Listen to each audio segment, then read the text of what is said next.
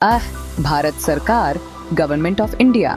वाणिज्य एवं उद्योग मंत्रालय, ministry of commerce and industry, उद्योग और आंतरिक व्यापार संवर्धन विभाग, department for promotion of industry and internal trade, FDI नीति अनुभाग, FDI policy section, press note संख्या 3/2020 श्रृंखला, प्रेस नोट नंबर 3 2020 सीरीज। विषय: वर्तमान कोविड-19 महामारी के कारण भारतीय कंपनियों के अवसरवादी अधिग्रहण या अधिग्रहण को रोकने के लिए प्रत्यक्ष विदेशी निवेश नीति की समीक्षा। Subject: review of foreign direct investment policy for curbing opportunistic takeovers और acquisitions of Indian companies due to the current कोविड-19 पैंडेमिक।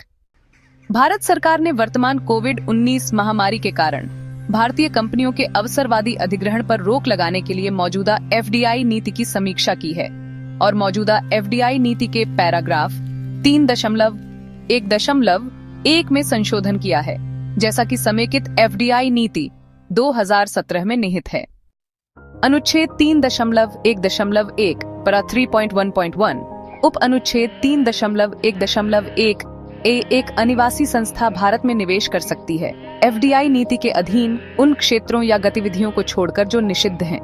हालांकि किसी ऐसे देश की संस्था जिसकी भारत के साथ भूमि सीमा साझा है या जहां भारत में निवेश का लाभार्थी मालिक स्थित है या ऐसे किसी देश का नागरिक है, केवल सरकारी मार्ग के तहत निवेश कर सकता है। इसके अलावा पाकिस्तान का नागरिक या पाकिस्तान में निगमित कोई संस्था केवल सरकारी मार्ग के तहत रक्षा, अंतरिक्ष, परमाणु ऊर्जा और विदेशी निवेश के लिए निषिद्ध क्षेत्रों या गतिविधियों के अलावा अन्य क्षेत्रों या गतिविधियों में निवेश कर सकती है। उप अनुच्छेद 3.1.1 बी भारत में किसी संस्था में किसी मौजूदा या भविष्य के एफडीआई के स्वामित्व के हस्तांतरण की स्थिति में प्रत्यक्ष या अप्रत्यक्ष रूप से जिसके परिणाम स्वरूप लाभकारी स्वामित्व पैरा 3.1.1 के प्रतिबंध या दायरे में आता है, ऐसे लाभकारी स्वामित्व में बाद के परिवर्तन के लिए भी सरकारी अनुमोदन की आवश्यकता होगी।